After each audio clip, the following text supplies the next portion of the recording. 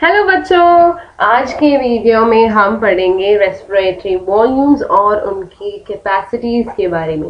ये वीडियो थोड़ा शॉर्ट होगा, परंतु ये टॉपिक ना बहुत ही इम्पोर्टेंट टॉपिक है, क्योंकि एग्जाम में तो पक्का आएगा। ये रेस्पिरेटरी वॉल्यूम और कैपेसिटी से एटलीस्ट एक क्वेश्चन आएगा, और एमसीक्यूज देने के लिए भी ये इजी हो जाता है। तो पहला है टाइडल वॉल्यूम।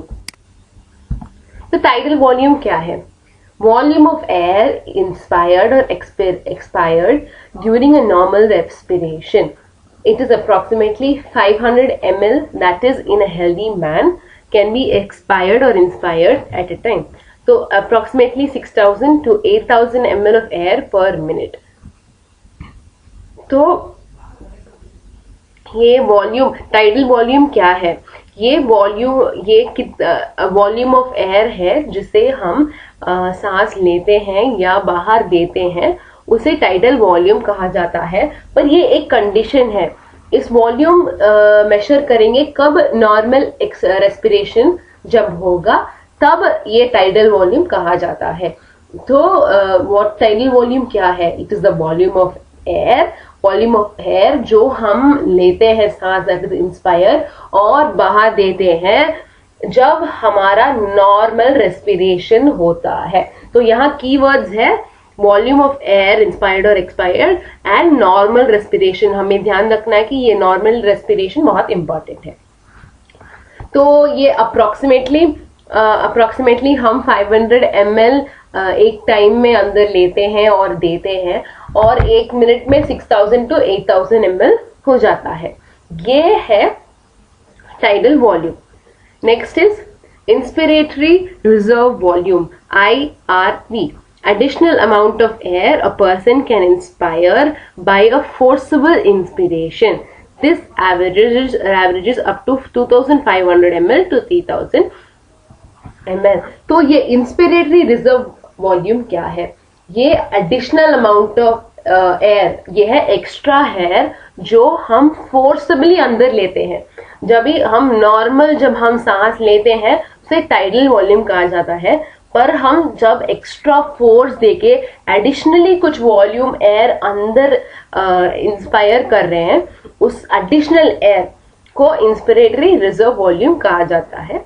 और ये तो 2500 ml to 3500 ml होता है। तो यहाँ ध्यान रखना है कि ये यहाँ कीवर्ड है फोर्सिबल इंस्पिरेशन। हाँ, जब हम नॉर्मल रेस्पायर करते हैं तब टाइडल वॉल्यूम। अभी ये फोर्सिबल इंस्पिरेशन करते वक्त जो एक्स्ट्रा एयर हम इनहेल कर रहे हैं उसे इंस्पिरेटरी रिजर्व वॉल्यूम कहा जाता है। तो next is expiratory reserve volume. तो एक्सपिरेटरी रिजर्व वॉल्यूम का क्या है? It is the additional amount of air a person can expire by a forcible expiration. This averages from about 1000 ml to 1100 ml. तो ये एक्सपिरेटरी रिजर्व वॉल्यूम क्या है?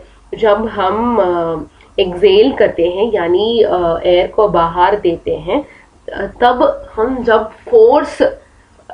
Forcibly थोड़ा extra हम एक्सेल करते हैं, तो एक्स्ट्रा एयर जो बाहर आता है उससे एक्सपिरेटरी रिजर्व वॉल्यूम है। मतलब जो एक्स्ट्रा एयर हम ब्रीथ आउट करते हैं फोर्स देके, उसे एक्सपिरेटरी रिजर्व वॉल्यूम कहा जाता है। और ये इसका वैल्यू है 1000 to 1100 ml। तो टाइडल वॉल्यूम क्या है? इट इज जो वॉल्यूम हम इंस्पायर और एक्सपायर करते हैं जब नॉर्मली रेस्पायर करते हैं, जब नॉर्मल कंडीशंस में। इंस्पिरेटरी रिजर्व वॉल्यूम जब हम फोर्स देके जब हम इनहेल करते हैं, वो एक्स्ट्रा एयर को इंस्पिरेटरी रिजर्व वॉल्यूम कहते हैं। एक्सपिरेटरी रिजर्व वॉल्यूम क्या है? जब हम फोर्स देके हम ब्रीथ आउट करते हैं, जो एक्स्ट्रा एयर बाहर आता है उसे एक्सपिरेटरी रिजर्व वॉल्यूम कहते हैं। Residual volume, volume of air remaining in the lungs even after a forcible expiration. This averages about 1100 to 1200 ml. By adding a few respiratory volumes described above, one can derive various pulmonary capacities which can be used in clinical diagnosis. तो अभी residual volume क्या है? जब हम forcibly Excel करते हैं, यहाँ keyword है forcible expiration. It is not normal expiration और नॉर्मल ब्रीदिंग आउट, ये है फोर्सेबल एक्सपीरेशन. जब हम फोर्सबली एयर को बाहर एक्सपायर यानी ब्रीद आउट करते हैं, तब पूरा हमारे लंग्स के पूरे एयर बाहर नहीं आता, थोड़ा वॉल्यूम ऑफ एयर यानी थोड़ा एयर हमारे लंग्स में रह जाते हैं. जो वॉल्यूम रिमेनिंग है लंग्स में उसे रेसिड्यूअल वॉल्यूम कहा जाता है. तो ये रेसिड्यूअल वॉल्यूम तो बहुत इंपॉर्टेंट होता है, क्योंकि ये रेसिड्यूअल वॉल्यूम के बिना लंग्स कोलैप्स हो जाते हैं एयर के बिना. तो जब हम फोर्सबली एक्सपायर करते हैं और फोर्सबली ब्रीथ आउट करते हैं, तब भी हमारे लंग्स में थोड़ा एयर रिमेनिंग रहता है. उस रिमेनिंग वॉल्यूम को रेसिड्यूअल वॉल्यूम कहते हैं. तो ये हमारा बेसिक्स था, क्या tidal volume, inspiratory reserve volume, expiratory reserve volume and residual volume. अब ये हमारा फंडामेंटल था, और इन कई टर्म्स को ऐड करके, कई रेस्पिरेटरी वॉल्यूम्स को ऐड करके नया पल्मोनरी कैपेसिटीज आता है, क्योंकि इन कैपेसिटीज से क्लिनिकल डायग्नोसिस के लिए हम यूज करते हैं.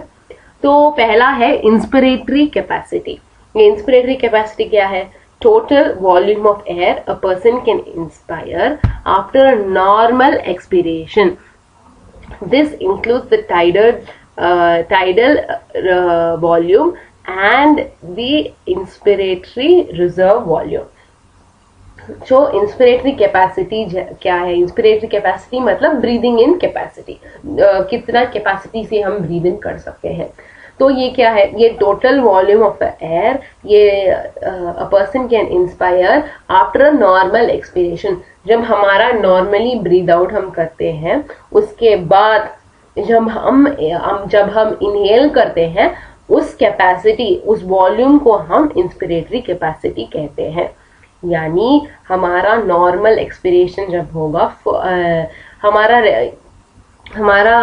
एक्सपिरेटरी रिजर्व वॉल्यूम नहीं, not forced expiration, sorry, after a normal expiration, हम नॉर्मली जब हम ब्रीद आउट करते हैं, उसके बाद जब हम सांस लेते हैं और जब हम इंस्पायर करते हैं, उसका वॉल्यूम को हम इंस्पिरेटरी कैपेसिटी कहते हैं.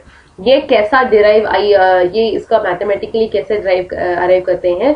ये it is a sum of tidal volume और इंस्पिरेटरी रिजर्व वॉल्यूम को ऐड करके हम इंस्पिरेटरी कैपेसिटी मिल सकता है. तो हमारा नॉर्मल एक्सपिरेशन के बाद जब हम इनहेल करेंगे, तब टाइडल वॉल्यूम और इंस्पिरेटरी रिजर्व वॉल्यूम को ऐड करेंगे, तो हमें इंस्पिरेटरी कैपेसिटी मिलेगा. तो ये फंडामेंटली आपको अंडरस्टैंड करना चाहिए कि नॉर्मली हम एक्सेल कर रहे हैं और उनके बाद हम कितना इनहेल कर सकते हैं.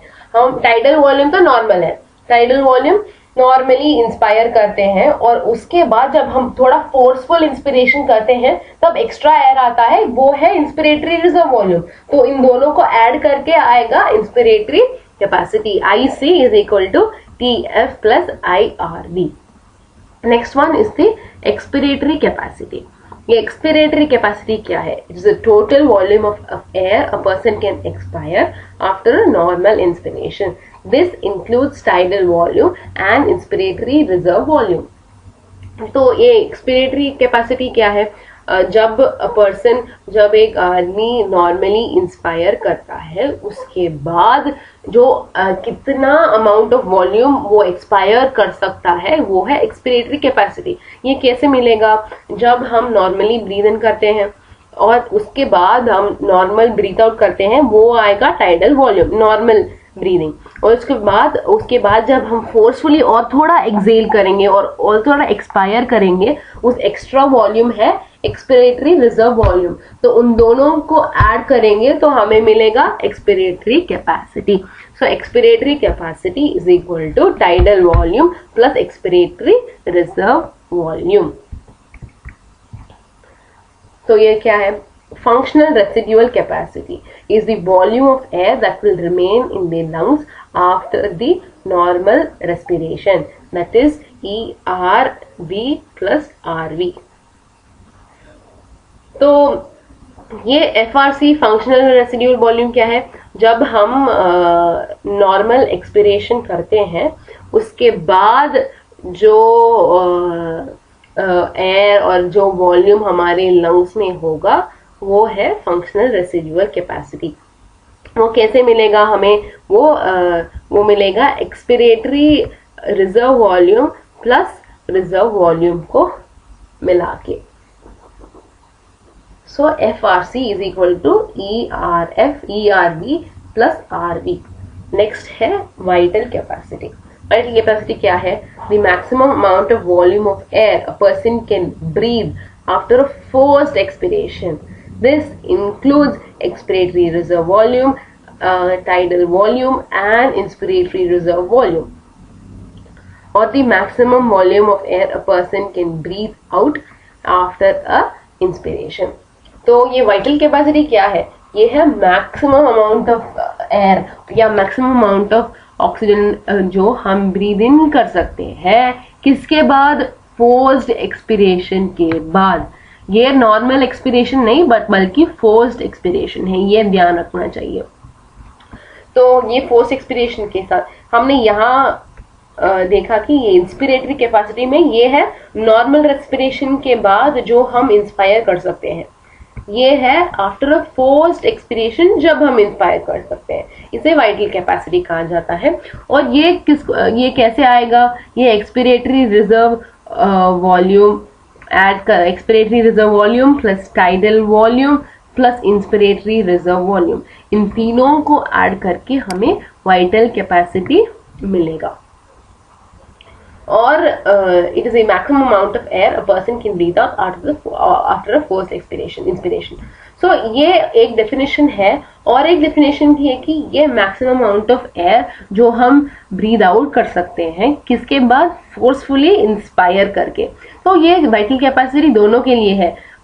जब हम maximum amount of volume a person can breathe in after a forced expiration और maximum amount of volume a person can breathe out after a forced inspiration.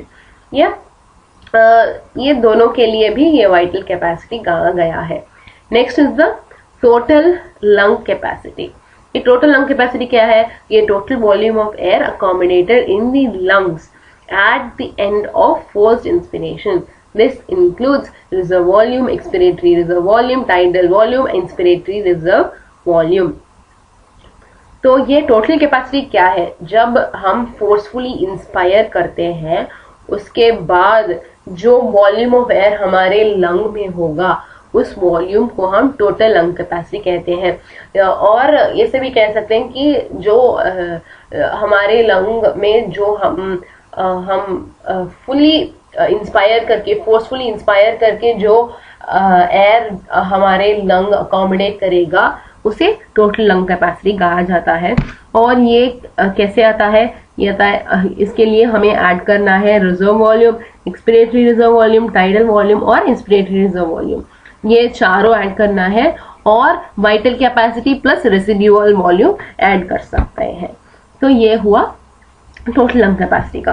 तो आपको इस रेसिड्यूअल वॉल्यूम्स में वो उनका एब्रीविएशन VC क्या है, TV क्या है, ये सब ध्यान रखना चाहिए। उनके डेफिनेशंस और उनके वॉल्यूम्स भी इंपॉर्टेंट होते हैं क्योंकि ये फंडामेंटल है ना। ये tidal volume, inspiratory reserve volume, expiratory reserve volume and the residual volume, इन चारों का हमें वॉल्यूम दैट इज 2000 या 3000 कुछ ऐसा नंबर्स भी याद रखना चाहिए क्योंकि ये लगभग सभी एग्जाम्स में एटलीस्ट एक क्वेश्चन होगा और ये इम्पॉर्टेंट है। ठीक है, थैंक यू।